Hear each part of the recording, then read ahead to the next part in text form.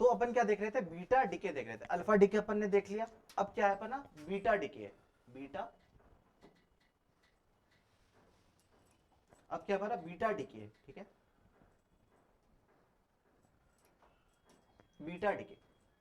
देखो beta decay actually होता क्या है, बीटा डीके भी दो तरह का होता है, एक बीटा प्लस डीके और एक beta minus decay. Beta plus decay और एक बीटा माइनस डीके। ये बीटा माइनस डीके कुछ नहीं होता है, ये इसका तो समझ ले कि एक इलेक्ट्रॉन जैसा होता है, ठीक है। इलेक्ट्रॉन का चार्ज कितना भाई, -1, ठीक है। और इस पे ये कितना मतलब कि इसका क्या, इसका मास कितना, 0। इसका मास तुम बोलोगे तो भाई 9.1 इंटू 10⁻31 kg होता है, बट वो इतना ही कम होता है कि उसके रहने ना रहने से कोई फर्क नहीं पड़ता, तो इसको 0 मान लेते हैं, ठीक है। ये इलेक्ट्रॉन समझ गया, बीटा माइनस एक इलेक्ट्रॉन जैसा हो गया, ठीक है। बीटा प्लस एक होता है पार्टिकल जिसको कहते हैं positron. Positron, positron is a anti particle of neutron. Neutron का एंटी पार्टिकल होता है, मतलब दोनों जुड़वा, ठीक है, दोनों जुड़वा। बट इसका नेचर ऐसा, इसका नेचर उससे बिल्कुल विपरीत, ठीक है। इसका नेचर प्लस, इसका नेचर माइनस, ठीक है। पॉजिट्रॉन भी भाई इलेक्ट्रॉन जैसा ही होता है, बट इसका चार्ज क्या होता है, +1 होता है, ठीक है। इसका मास 0। इलेक्ट्रॉन का चार्ज तुम लोग जानते हो कितना होता है, -1.6 इंटू 10⁻19 कूलम होता है। पॉजिट्रॉन का जो, और इसका मास भी भाई कितना होता है, 0 या फिर 9.1 इंटू 10⁻31 kg मान ले। इसका भी मास भाई 9.1 इंटू 10⁻31 kg होता है, बट इसका जो चार्ज होता है भाई वो होता है +1.6 इंटू 10⁻19 कूलम, ठीक है। अच्छा, अब अपन देखेंगे कि बीटा माइनस डीके और बीटा प्लस डीके कैसे कैसे होता है, ठीक है। और एक बात और तुम्हें बता दूं, जब एक दूसरे के अगर एंटी पार्टिकल अगर पास में आते हैं तो वो उनपे मतलब रिएक्शन होके वो 0 हो जाती है, ठीक है। प्लस पॉजिट्रॉन माइनस, ये क्या कहता है, इनहिलेशन हो जाता है, ठीक है। इनहिलेशन हो जाता है, थोड़ा क्वांटम में चले जाओगे, इनहिलेट कर देता है, मतलब दोनों मास एक दूसरे को खत्म कर देता है, एलिमिनेट कर देता है, और इससे जो एनर्जी निकलता है, ठीक है, ठीक है, ठीक है।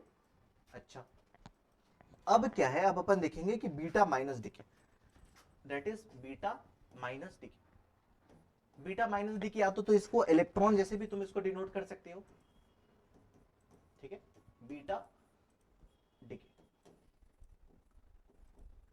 अगर एग्जाम में अगर क्वेश्चन दिया है कि बीटा डीके हुआ है, तो अगर माइनस वाला चार्ज लेना है अपन को, ठीक है, प्लस पॉजिट्रॉन वाला नहीं लेना है, क्योंकि वो ज्यादा स्पॉन्टेनियस नहीं होता, ठीक है।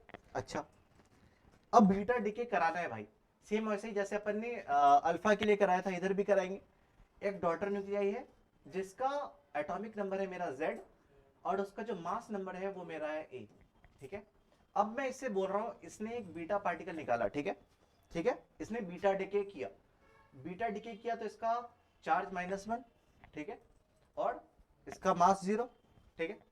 अब जो डॉटर न्यूक्लियाई निकलेगी, एक डॉटर न्यूक्लियाई निकलेगी, प्लस यहां पे निकलता है एंटी न्यूट्रिनो। यहां पे क्या निकलता है, एंटी न्यूट्रिनो निकलता है, एंटी। अब तुम बोलोगे एंटी न्यूट्रिनो क्या होता है, न्यूट्रिनो का एंटी पार्टिकल, न्यूट्रिनो का एंटी पार्टिकल होता है। अच्छा, इसके ऊपर आगे से अच्छे से डिस्कस करेंगे, ठीक है। इसको घोस्ट पार्टिकल भी कहते हैं, ठीक है। ये इसको सेंस वगैरह नहीं कर सकते हो किसी, घोस्ट पार्टिकल, हाँ, इस घोस्ट घोस्ट भूत भूत। इसका मास भी 0 होता है, ठीक है। इसको डिटेक्ट भी नहीं कर सकते हो, उतना अच्छे से डिटेक्ट भी नहीं होता। इसको क्या कहते हैं, एंटी न्यूट्रिनो कहते हैं। ये न्यूट्रिनो का एंटी पार्टिकल होता है, ठीक है। इसके ऊपर आगे डिस्कस करते हैं, बट अभी पहले इस पे देख लेते हैं, ठीक है। एक मेरा न्यूक्लियाई था जिसका एटॉमिक नंबर मेरा Z, मास नंबर मेरा A। इससे मेरा क्या हुआ, एक बीटा डिके, बीटा डिके है वो। अब जो डॉटर न्यूक्लियाई निकलेगी, अब बता भाई उसका क्या क्या होगा, क्योंकि हमें पता है कि हमें नीचे वाले को कंजर्व करना है, कि क्या हो जाएगा, Z+1 होगा क्या। अगर Z+1 करेंगे तब जाके दोनों साइड में बराबर हो जाएगा हमारा, क्या होगा। अच्छा, ऊपर में क्या होगा, इस डॉटर न्यूक्लियाई पे एक ही रह जाएगा, है ना, समझ में आया। अच्छा, अब मैं बात कर रहा हूं, और ये एंटी न्यूट्रिनो भाई निकलता पता है क्यों है, ये एंटीनो निकलता है to conserve energy, conserve energy और conserve spin momentum, conserve energy और कंजर्व स्पिन मोमेंटम। अगर एग्जाम में आएगा तो एंटी न्यूट्रिनो क्यों निकलता है, तो तुम सीधा लिख दोगे एनर्जी को कंजर्व करने के लिए प्लस स्पिन मोमेंटम को कंजर्व करने के लिए निकलता है। ठीक है, अब एंटी न्यूट्रिनो के बारे में आगे बात करेंगे, बट अपन पहले इस चीज को देख लेते हैं। ठीक है, अब इस पे एक एग्जांपल ले लेते हैं। एक एग्जांपल पता है क्या है, एक एग्जांपल है कार्बन का रेडियो एक्टिव वाला न्यूक्लियाई लेंगे अपन। कार्बन का एक रेडियो एक्टिव न्यूक्लियाई होता है, आइसोटोप होता है कार्बन C14। ऐसे कार्बन पे कितना होना चाहिए, 6 दूना 12 होना चाहिए, बट यहाँ पे होता है 14। ये कार्बन का C14 आइसोटोप भी इसको कहते हैं, C14 आइसोटोप। ठीक है, ये रेडियो एक्टिव होती है। ठीक है, अब मैंने बोला कि भाई इसमें बीटा डिके हुई। ठीक है, इसमें एक बीटा डिके हुई। बीटा डिके होने का मतलब क्या है भाई, कोई इसका कोई एक डॉटर न्यूक्लियाई बनेगा, प्लस क्या होगा एंटी न्यूट्रिनो। ठीक है, प्लस एंटी न्यूट्रिनो। क्या इस डॉटर न्यूक्लियाई की क्या तुम चार्ज, क्या इसका एटॉमिक नंबर और इसका मास नंबर बता पाओगे? क्या होगा, क्या होगा? 7 होगा। क्यों, क्या करना है, Z+1 करना है ना। 6+1 = 7। तो डॉटर न्यूक्लियाई जो है, डॉटर न्यूक्लियाई कैसा आया, उसका जो एटॉमिक नंबर जो है वो 7 आया। ऊपर वाले के साथ क्या होगा भाई, 14 का 14 ही रह जाएगा, उसके साथ कोई छेड़छाड़ नहीं होगा। क्या बता सकते हो ये कौन सा न्यूक्लियाई बना? नाइट्रोजन बना क्या? नाइट्रोजन बना, नाइट्रोजन बना। कार्बन का C14 आइसोटोप बीटा डीके करने के बाद नाइट्रोजन बना देगा। ठीक है, बीटा माइनस डीके करने के बाद।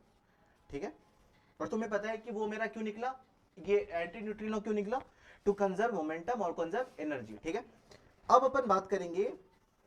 अब तुम एक बात बोलोगे भाई कि देखो ये सब चीज तो भाई हो रहा है न्यूक्लियस लेवल पे। ठीक है, ये सब चीज कहां पे हो रहा है, न्यूक्लियस के अंदर हो रहा है। न्यूक्लियस के अंदर इलेक्ट्रॉन कहां से आया, ये तो इलेक्ट्रॉन ही है एक तरह से।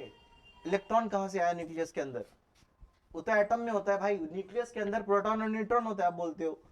उसमें न्यूक्लियस कहां से आया, उसमें इलेक्ट्रॉन कहां से आया, है ना, that will be a question. उस पे इलेक्ट्रॉन कैसे आया, तभी तो जाके मतलब कि ये कार्बन जो था वो एक नाइट्रोजन पे कन्वर्ट हो गया। तो अब मैं बोलूंगा देखो अब कैसे हुआ।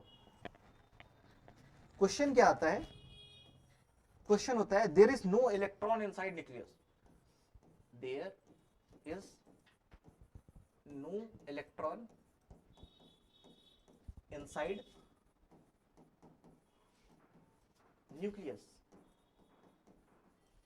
ठीक है, so from where, so from where beta minus particle came,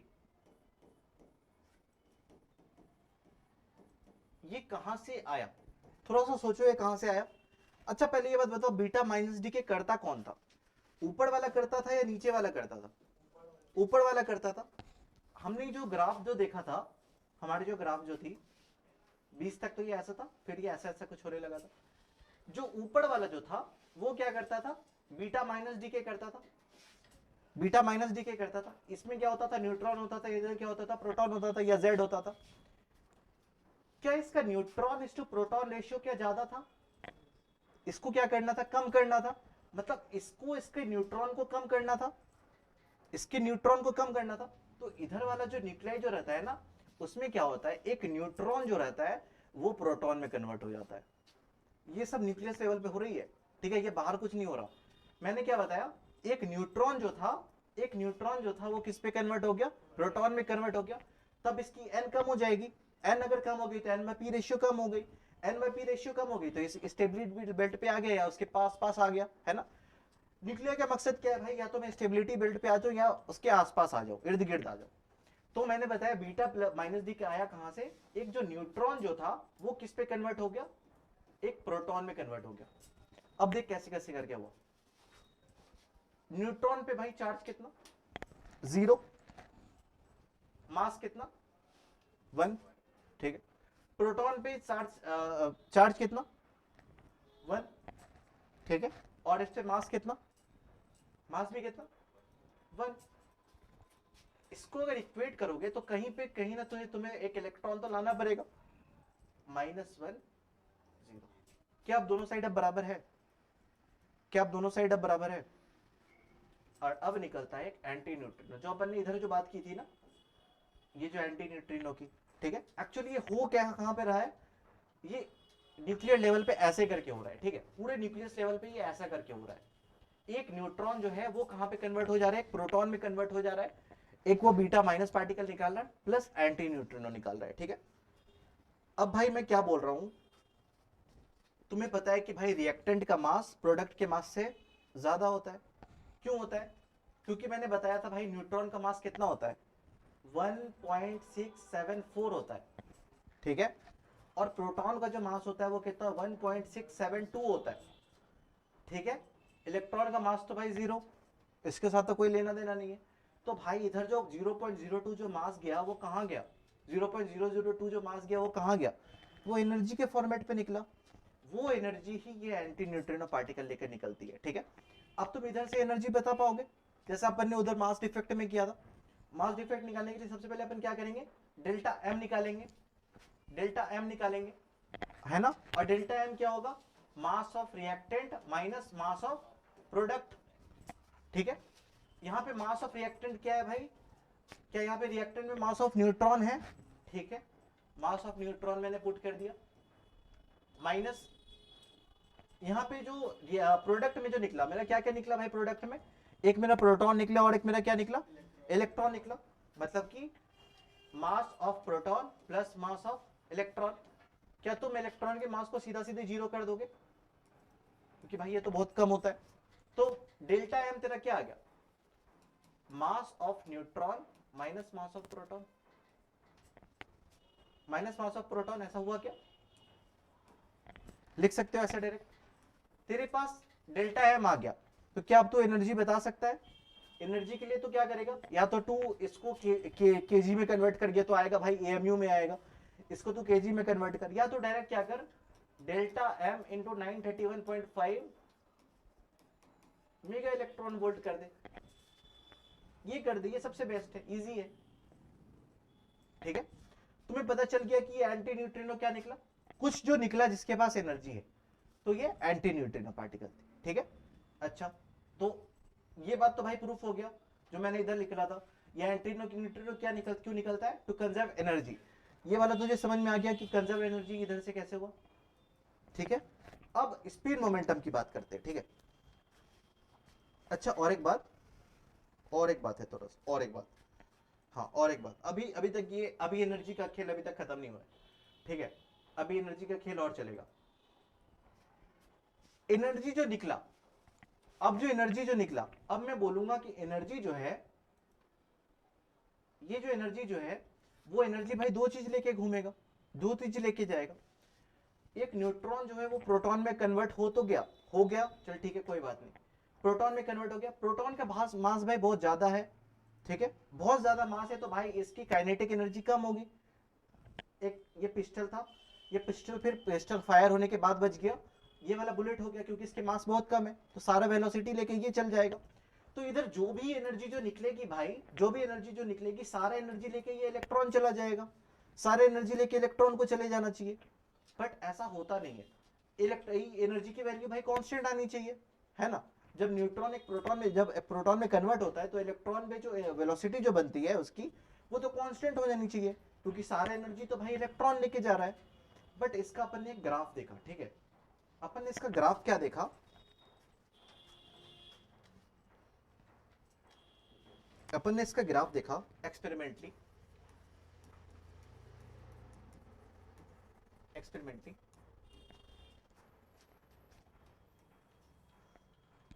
number of beta particle,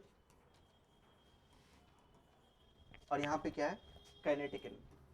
इसका ग्राफ आना कैसा चाहिए था भाई, बिल्कुल स्ट्रेट आना चाहिए था, है ना, कांस्टेंट आना चाहिए था, कि एनर्जी सारा लेके वो चला जाता। बट इसका ग्राफ कुछ ऐसे करके आया, ठीक है। मतलब कुछ जो बीटा पार्टिकल हैं उसके पास काइनेटिक एनर्जी कुछ और है, कुछ बीटा पार्टिकल के पास काइनेटिक एनर्जी कुछ और है, कुछ बीटा के पार्टिकल के पास काइनेटिक एनर्जी कुछ और है। ये वो वाला कांस्टेंट वाला ग्राफ नहीं आया। तो एनर्जी लेकर के जा कौन रहा है, ये बताइए, तो एनर्जी लेकर के जा कौन रहा है। सो ये एनर्जी को अब कंजर्व करने के लिए अब अपन ने सोचा, जो काइनेटिक एनर्जी जो हमारी जो निकली थी ना, काइनेटिक एनर्जी जो हमारी जो निकली थी, कब निकली थी? जब अपन ने जब न्यूट्रॉन से जब प्रोटॉन जब बनाया था, जब हमारी जो काइनेटिक एनर्जी जो निकली थी, वो तो भाई प्रोटॉन तो लेकर के जाएगा नहीं, ठीक है। अगर प्रोटॉन लेकर के नहीं जाएगा, लेकर के सारा कौन जाता? इलेक्ट्रॉन लेकर के जाता, तो उसकी ग्राफ कांस्टेंट आनी चाहिए थी, बट यहाँ पे तो ऐसा आया, वेरीज आया, है ना। तो अब सोचा कि जो एनर्जी जो निकली वो डिस्ट्रीब्यूट हो गया, किसमें किसके बीच में डिस्ट्रीब्यूट हो गया? एक जो हो गया वो इलेक्ट्रॉन पे डिस्ट्रीब्यूट हो गया, प्लस एंटी न्यूट्रिनो पे डिस्ट्रीब्यूट हो गया। अब एंटी न्यूट्रिनो आया, अब ये जाके बोलेगा कि अब जो इलेक्ट्रॉन के पास कुछ वेलोसिटी थी, अभी एंटी न्यूट्रिनो कुछ वेलोसिटी लेके चला गया, ठीक है। अब समझ में आया एनर्जी कैसे कंजर्व हुआ। अब होती है स्पिन मोमेंटम की बात, अब होती है स्पिन मोमेंटम की बात। स्पिन मोमेंटम एक बार केमिस्ट्री में याद करो, अपन ने केमिस्ट्री में स्पिन मोमेंटम पढ़ा था, कौन कितना घूम रहा है, ठीक है, कौन कितना घूम रहा है। एक जो न्यूट्रॉन जो था जिसका चार्ज 0 मास 1, ये किस में कन्वर्ट हो गया? प्रोटॉन में कन्वर्ट हो गया। प्रोटॉन का मास कितना? ओए सो क्यों गया तू? प्रोटॉन किसका, उसका चार्ज कितना? 1, मास 1 प्लस, बस एंड कर देना भाई, बस बीटा माइनस डी के बता दूं, बस खत्म हो गया फिर, ठीक है। प्लस क्या बचा? इलेक्ट्रॉन बचा, इलेक्ट्रॉन का मास, इलेक्ट्रॉन -1 और 0, ठीक है, प्लस एंटी न्यूट्रिनो। यहाँ पे देख, ये +2 से हाफ से घूम रहा है, ठीक है, इसका स्पिन मोमेंटम है +12, ठीक है, इसका स्पिन मोमेंटम भी +12, इसका स्पिन मोमेंटम भी +12। तो स्पिन मोमेंटम को बैलेंस करने के लिए क्या करोगे? दोनों साइड के स्पिन मोमेंटम भाई बैलेंस होना चाहिए। स्पिन मोमेंटम मतलब कि कितना घूमा, कितना डिग्री घूमा, ठीक है।